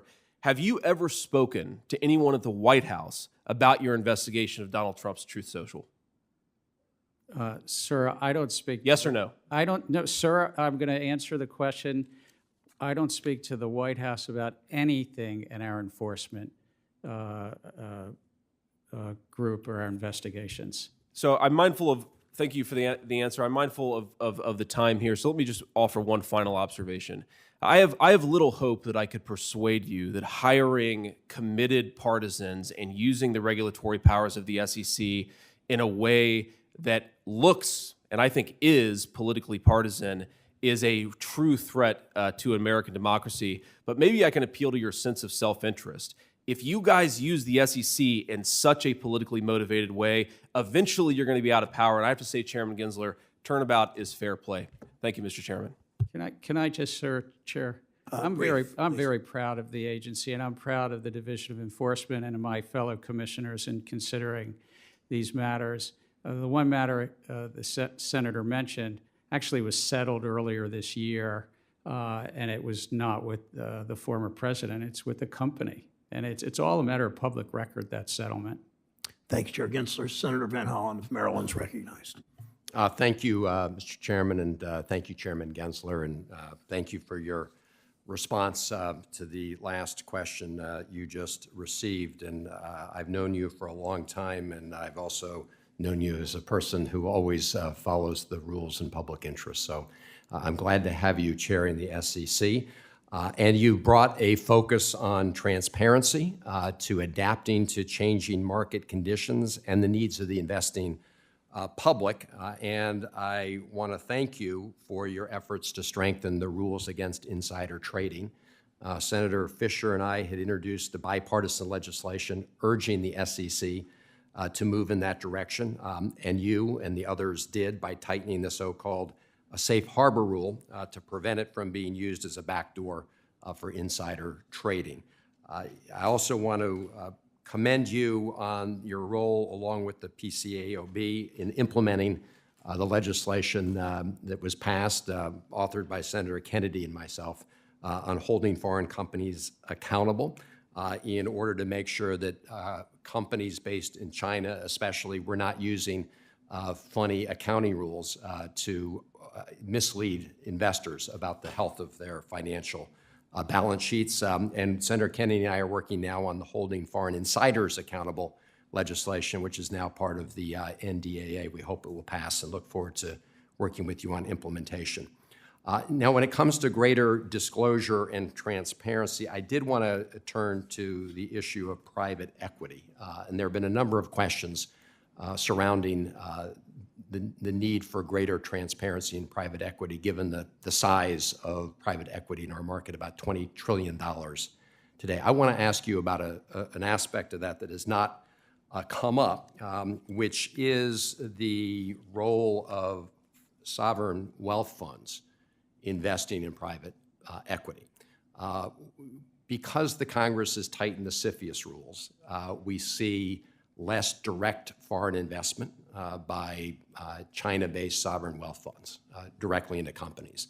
But we have seen a big increase over the years of investment from sovereign wealth funds or state-backed investors, such as the State Administration of Foreign Assets, SAFE, and the China Investment Corporation, CIC, into private equity. Now, on the one hand, private equity managers here argue that these are not voting members, that this is passive investment, no direct control over the decisions or operations of these funds. On the other hand, as the size of these investments grows, a number of people have raised concerns. In fact, Mr. Chairman, I'd like to put into the record, with unanimous consent, a Financial Times article dated May 30th, 2023, titled, "Has China Become Too Cozy with Private Equity?" ? Without objection, so ordered. Thank you, Mr. Chairman. And in that article, it says that because of the lack of transparency, it's a black box. This is Lily McKelwey, who's a China expert at the Center for Strategic and International Studies in Washington. It's not something the U.S. and others have been able to address, mainly because it's so opaque. That was the quote from that individual.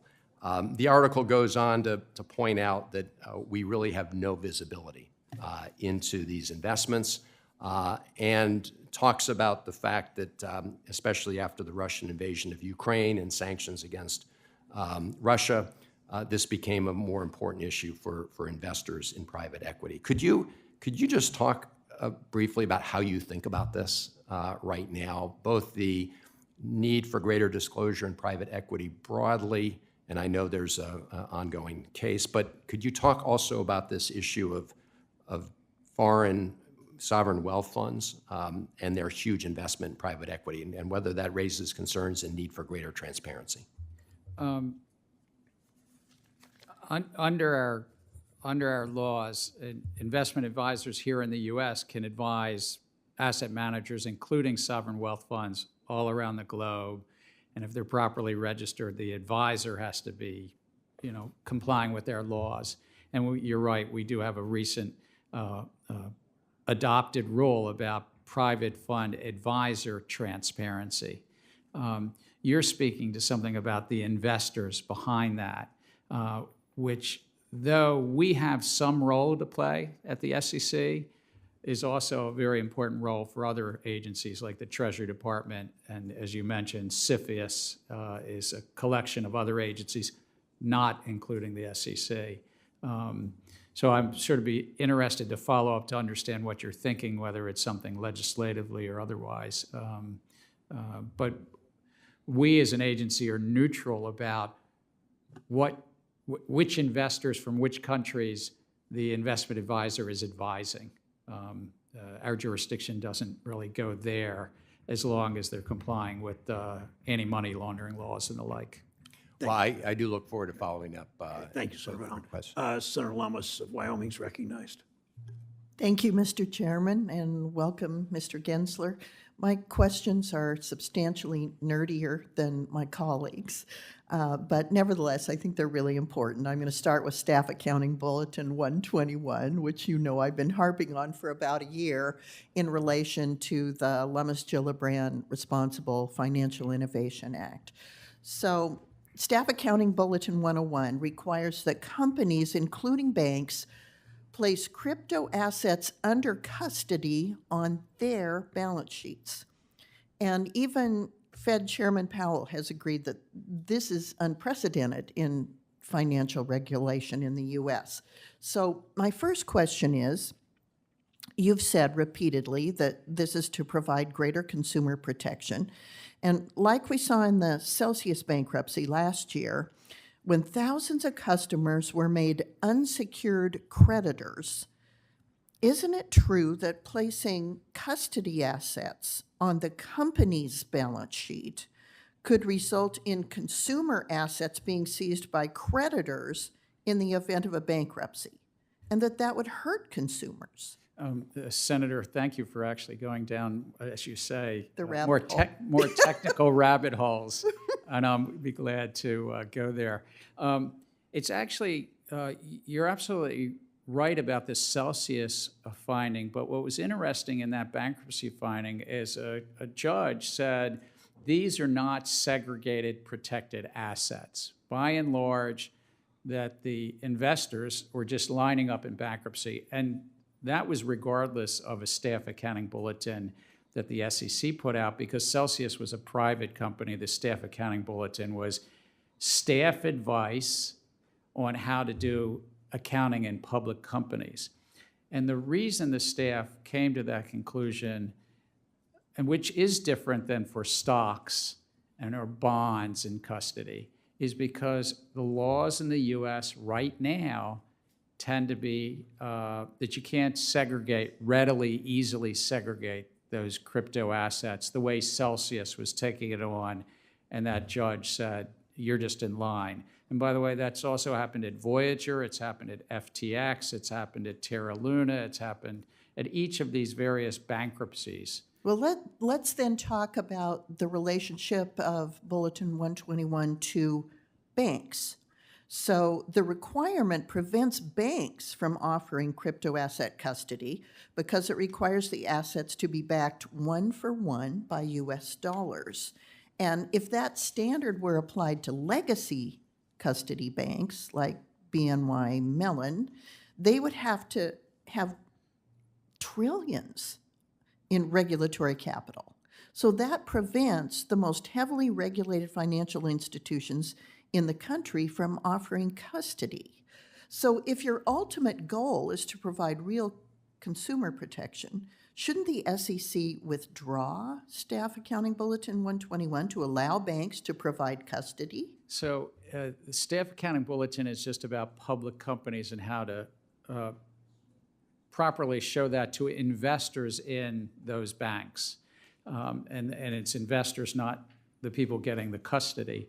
The bank regulators are free to address how they treat capital, however they wish to treat capital. But this is just about, is the balance sheet have those custodied crypto as a liability, but they also have the crypto as an asset.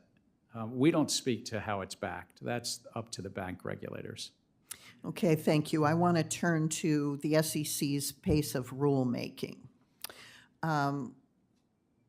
Let's use, for example, the proposal on the use of predictive data analytics to regulate not just AI, but an overly broad description of covered technology, encompassing all uses of technology in a firm, down to adding together numbers in a spreadsheet.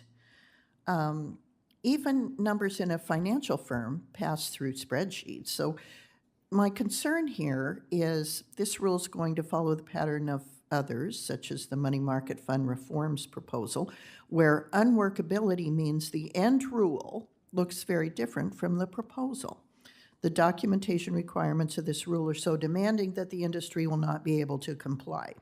So will you commit to re-proposing the use of predictive data analytics rule if, or rather when, the commission arrives at a different approach? And be brief in your answer, Chair Gensler. Again, we take public comment serious. If we make adjustments, it's based upon whether it's been properly noticed and it's a logical outgrowth. And so we commit to taking public comment seriously. Thank you, Senator Lummis. Senator Smith from Minnesota is recognized from her office. And Ranking Member, and thanks so much, Chair Gensler, for joining our committee today. Chair Gensler, when you were here last fall, I asked you about the materiality of climate risk disclosures, and I think that you very effectively explained why this information is relevant to investors so that they have good information and can make informed decisions about their investments. And so it's been a year, and meanwhile, the rest of the world is moving forward. The EU and the UK and the International Sustainability Standards Board have all recently taken steps to implement robust climate disclosure standards. And of course, this will be reverberating across the globe economically. In fact, it's estimated that 3,000 US companies will be subject to these EU standards. So my question, Chair Gensler, is I understand that you can't comment on ongoing deliberations, but could you comment on how you see U.S. leadership on this issue, why you think this is important, and what level of urgency you feel to complete this rulemaking process? I thank you. It's really about bringing comparability and consistency to that which is already happening, that many U.S. issuers are already disclosing climate risk information, and investors are making investment decisions. And so we just look at it really within that decades-old tradition that the SEC addresses itself to material disclosures and comparability. And to this point of sort of urgency of establishing and making clear what that comparable standard is, what people can, what standard and expectations we should have around disclosures, when do you think this might be done? Again, we try not to do things against a clock. It's really when the staff is ready and the commission is ready. We got about 16,000 public comments. The private funds rule that was being discussed a little earlier took us about 19 months or so from proposal to adoption. But again, I don't want to predict on this one. There's a very heavy comment file, and really important issues have been raised around the discussion I had with Senator Tester earlier about Scope 3, but over a number of other matters as well, and we're looking at staff recommendations on how to deal with those comments. Okay, thank you. I want to dive in on I was smiling to myself as Senator Lummis was talking about getting nerdy on you. So I'm going to dive in for my last question on something that is maybe equally nerdy, but really important. As you know, the Registration for Indexed Linked Annuities Act, which I led with Senator Tillis, was enacted last year. And what this legislation does pretty simply is require a tailored registration form for these kinds of index linked annuities so that consumers that want to purchase these products have good, clear, concise information. So I want to thank you and your staff for working with us on this legislation and its implementation. And I'm wondering if you can share any updates for us on how that's going and when we might be able to expect a first draft. It's going well. Congress also set a deadline, if we think of a total of 18 months, to not only get a proposal, but to get a final. But one of the pieces that we're working on is Congress also, in that legislation that you co-authored, we had to do some investor testing. And so there's two pieces. It's the investor testing, and it's also the proposal, bringing that up to my fellow commissioners, trying to vote it out, get public comment, and also with an eye towards adoption in the full 18 months that you had laid out. Well, good. Well, thank you, Chair Gensler. I appreciate your attention to that. Mr. Chair, I cede back my time. Thank you, Senator Smith. The chair recognizes Senator Britt. Thank you, Madam Chairman. Chair Gensler, thank you for being here today. We have heard a lot of various things on both sides of the aisle, but in particularly over here about aggressive rulemaking and that agenda. Over the last 2 years, the SEC has proposed nearly double the number of rules that your two predecessors proposed within the same amount of time. The only time we've seen this pace of activity is when the SEC was implementing Dodd-Frank, those provisions after the financial crisis. So the difference here is that your agenda is not being driven by congressional mandate or widespread market failures like we saw in 2008, and that makes me concerned.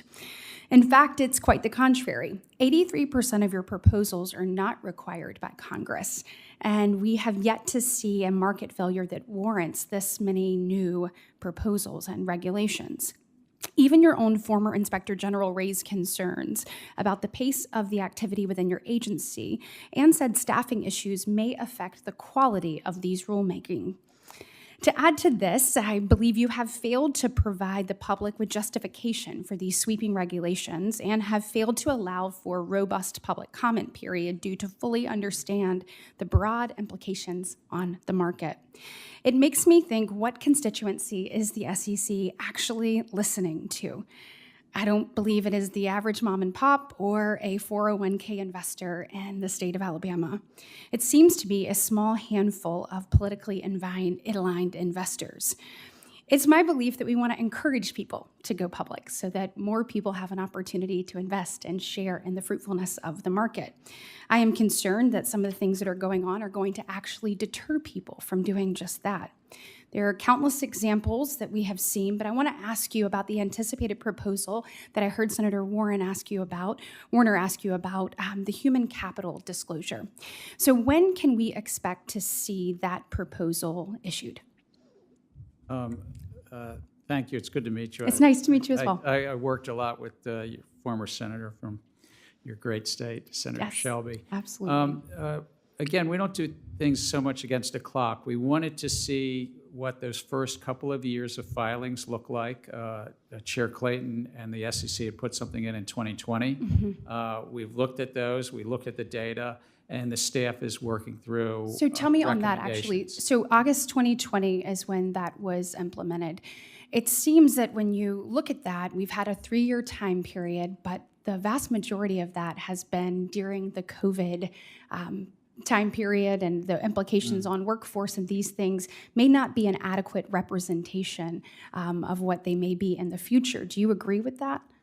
Well, I think it was a very unusual time for our nation, for sure, but this is about the public filings and seeing how public companies had adjusted their disclosures. So what is based on missing from your perspective from the 2020 implementation that needs to be adjusted or expanded here? what staff is looking at is the filings and how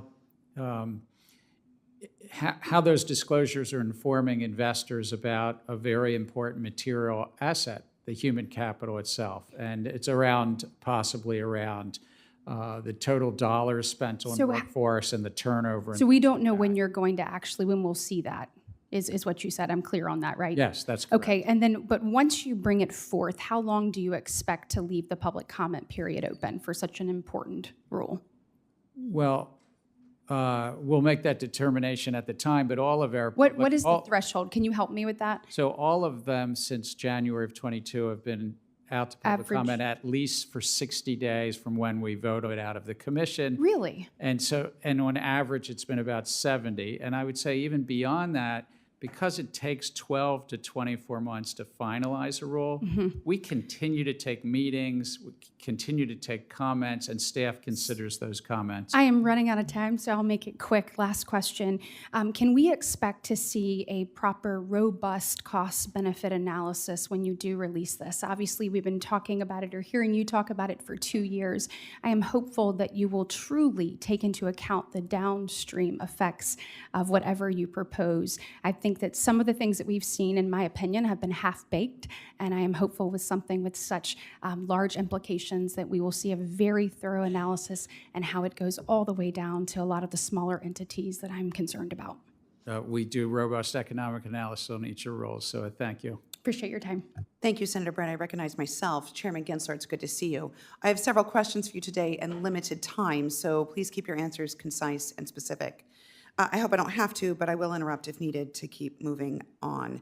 A year ago, in October 22, the SEC's Office of IG provided its annual report on the most serious management and performance challenges of your agency. Members of various divisions in your organization raised concerns about resource management due to the increase in the SEC's rulemaking activities. As we've discussed, I appreciate your desire to protect consumers and investors and your goal of ensuring that the U.S. capital markets remain the most sophisticated and best in class. These are broad goals that are good for business and good for our country, but how we accomplish those goals matters. The IG report illustrates an SEC with a marked increase in attrition, difficulty in hiring qualified talent, and over-reliance on detailees with no rulemaking experience. These are fundamental problems that call into question the quality of rulemaking that the agency is capable of producing. Now, ambitious agendas under these constraints can result in poorly written rules that can hurt Arizona's access to economic opportunity. So what have you done since October of 22 to address these management challenges?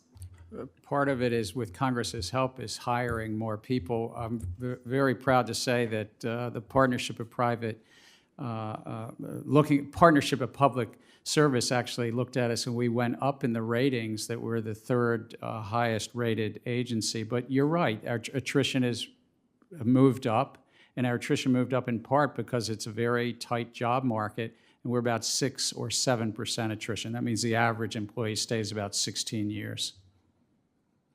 I'd like my staff to be briefed by your staff in terms of the specific progress that you've made. So I'll have my team follow up with you. I thank you for that. Your own division managers raise these bandwidth concerns with the IG, and do you assess whether or not a division has adequate bandwidth to conduct a particular rulemaking before directing them to engage in that rulemaking? And if so, how do you make that assessment? We do it with each of the main divisions: investment management, trading and markets, corporate finance, have a rule team. And we do that with the leads of those rule teams that are career staff. And we also do it with the Division of Economic Risk Analysis about their bandwidth, as you say, in each of those groups. The IG report also cites shortened timelines during the drafting process and shortened public comment periods as factors that your staff indicate may be resulting in less feedback during this process. We've spoken about this before. I want to ensure that stakeholders and the public have time to weigh in on these actions. As we've discussed, more sophisticated firms have armies of attorneys on retainer, but small businesses and retail investors need more than 30 days or 60 days to understand the impact on their business and provide feedback, particularly since these rulemakings are very complex and there are multiple rulemaking processes happening at the same time. So does your agency value hearing from small businesses and retail investors, and how are you ensuring that they have adequate time and the use of their own resources to provide feedback on your agency's actions? We do value the input of small businesses, of everyday investors. We reach out in many ways through social media and elsewhere to try to encourage people to comment on our rules. And I would note this for the public, whether large, sophisticated investors or everyday investors, we continue to take meetings and continue to get comments during these what's generally year to 2 year processes, and they are very beneficial to us. The SEC staff also raised concerns that the increase in rulemaking activities had resulted in a trade-off in other mission-related work because they've had to borrow staff to do their work. Has bandwidth allocated to increase rulemaking traded off with your bandwidth for enforcement?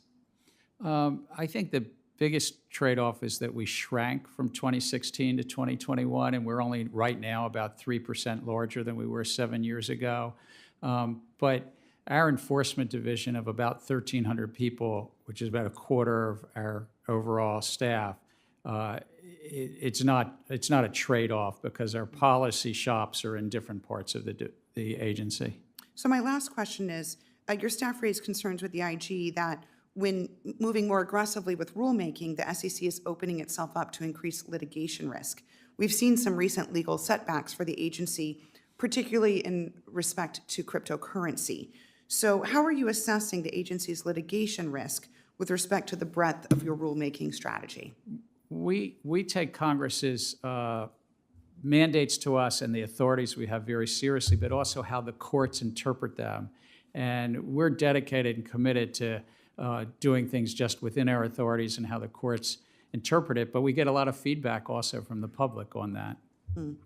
My time's expired. I'll follow up in further questions later. Senator Daines, you're recognized. Thank you, Senator Sinema. Chairman Gensler, I want to start by expressing my ongoing concerns with the truly unprecedented rulemaking agenda that you've pursued since taking over at the SEC. I remember when I ran for Congress the first time back in 2012, we talked about the rising power of the fourth branch of government. The executive branches now that I believe, if our founding fathers saw what's going on, would say there's way too much power and rulemaking by fiat going on there and really lawmaking. Whether it be your crusade against digital assets or your attempts to use the SEC to further the administration's climate agenda at the expense of taxpayers, there appears to be hardly a sector of the U.S. economy that you view as out of reach of your rulemaking authority. In the nearly 28 months you've been in office, the SEC has proposed or finalized 47 substantive rulemakings. Of these rulemakings, more than 80% were not required by congressional statute. This means that the vast majority of the agency's rulemaking agenda has been voluntarily undertaken. Chairman Gensler, you are not an elected official that's beholden to your constituents. You are an unelected bureaucrat who has taken it upon himself to reshape American financial markets to your liking, to the detriment of innovation, of investors, and small businesses. One such rule that's facing broad opposition from across the ideological spectrum, left and right, is the agency's swing pricing proposals. I've heard many concerns that the SEC's swing pricing is both unworkable and extremely harmful for Montana seniors and individual investors. A hard close would also create significant and unavoidable disparities between investors based on their geographic location as well as their investment type. Even far-left groups like the Consumer Federation of America have expressed opposition to the proposal, noting that, quote, the tangible and significant costs associated with the proposed implementation of swing pricing are very likely to outweigh any perceived benefits, end quote. Given the broad bipartisan agreement that swing pricing will impose significant costs on investors with limited benefits to the broader markets, do you still intend to advance this rule in the face of what I would argue is overwhelming opposition? If I might, I just want to mention something in the generic. We have about 50 policies on the agenda, 50 projects on the agenda. My immediate predecessor, Chair Clayton, successfully finalized 64 adopting rules. It may be that you and I might have differences on the policies, but it's not out of line with what happens.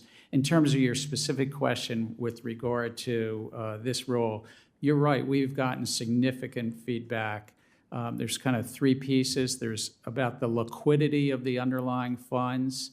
There was this swing pricing, and then a third thing about the sort of back office plumbing, but really relevant, this hard close.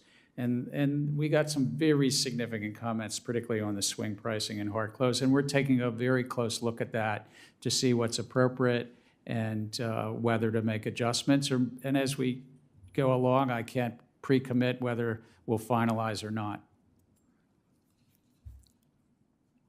I want to talk about the SCCs. And by the way, that comment I made about the rising power of the fourth branch, that's a bipartisan comment, whether it's Republicans in charge or Democrats in charge. I truly believe the founding fathers here today, they say there's way too much power.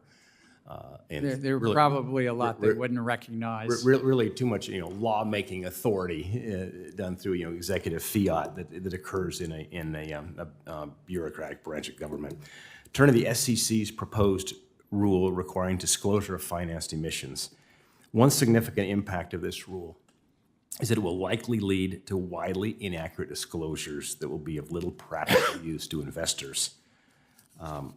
It appears to me this is just another step in an agenda to discourage investment and access to financing from legal industries to drive an ideology. I have serious concerns that you even have the legal authority to enact such a rule, and I would urge you to withdraw this rule. My question then is, what would give the SEC authority to circumvent Congress and enact rules by executive fiat? So we do all that we do, and this climate risk rule included, based upon Congress's authority. This is built on multi-decades authority about disclosure. And in fact, President Roosevelt called it initial bill the Truth in Securities Act. And nothing could be further from the truth. We have no climate agenda whatsoever.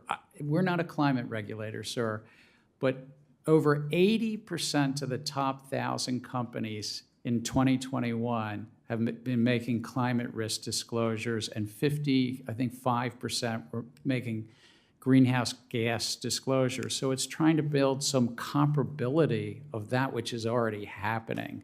We got a lot of feedback. We're going to have to look at that feedback. We're going to have to think about what to do with so-called Scope 3, as Senator Tester and I talked about. We're going to have to think about a lot of other pieces of this, but it's trying to bring comparability to that which is already happening. We're not a climate regulator, sir. I'm out of time. Thank you. Senator Reed. Thank you very much, Madam Chairman. Mr. Chairman, welcome. Could you give a description of the growth, the size, and the power of the private equity sector over the last 25 years, how they've moved into banking, insurance, real estate, a host of other things? And do you believe that these entities are now competitive to banks and large banks, and also potentially systemic risks? The private funds business, not just private equity, but hedge funds and venture capital, it's about $26 or $27 trillion of assets under management. 25 years ago, there was a report. I helped as a staffer help write it, so I remember this. The President's Working Group report after long-term capital management failed. And at that point in time, the entire field was less than $1 trillion. So it's grown significantly in terms of its comparison to banking. The total commercial banking sector in the U.S. is about $23 trillion. And again, you heard the numbers I just said about this sector. And it can be systemically important. It was systemically important 25 years ago when long-term capital management was on the teetering on the brink of failure. The field is systemically important today. Now, are advisors to public funds required to maintain AML, anti-money laundering programs, know their customers, and file suspicious activity reports as banks are required to do? And if not, are you concerned about this, particularly with some discussion that reports of Chinese Communist Party-linked companies and Russian oligarchs using private equity funds to invest? The Bank Secrecy Act gives key authorities to both the U.S. Treasury, but also we have some authorities, and we've been working alongside of them. The answer is they have certain responsibilities. The investment advisors have certain responsibilities with regard to these funds, but we are in discussions about whether there might be important further steps to take consistent with the Bank Secrecy Act. Now, since these funds and the private funds, both hedge funds, private equity, et cetera, are, as you've indicated, the larger ones, systemically important, should they report publicly as our public companies do? I mean, they control as much, and one might say even have more leverage over the economy than some of the publicly reporting companies. It would be a choice of Congress. Our disclosure regime is for public companies where there's over a certain number of investors, or if you're listed on the New York Stock Exchange. These private funds are private in part because they're not listed on the stock exchanges and they don't have over a certain number of investors. So the disclosure that we have recently adopted a rule is just further disclosure to their investors around their fees, their performance, their side letters. But again, Congress could decide to broaden that out. And would you think that would be an appropriate response, or? We're a disclosure-based agency. It's about the investors and the investors getting sufficient information to make informed investment decisions. And that's partly why we finalized the rule that we did recently, is just for those limited partners, those investors, to get further information. I think, Senator, you're asking about whether there's broader public disclosure, right. Which would be, we'd stand ready if that's what Congress desired. Finally, these reports that communist Chinese elements are using private vehicles and Russian oligarchs, does that concern you, and what are you doing if it does? As a general matter, I think we all probably share the concern about bad actors, whether they be state actors or non-state actors, that use our capital markets for nefarious means. And we do work with other agencies of the U.S. government from time to time around matters of concern. And as we earlier talked about, really working with our colleagues at the Department of Treasury around anti-money laundering and the Bank Secrecy Act in the investment advisor space. Thank you very much, Mr. Chairman. Thank you, Madam.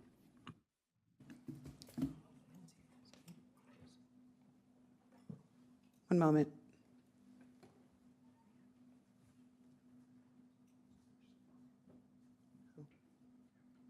We're going to close.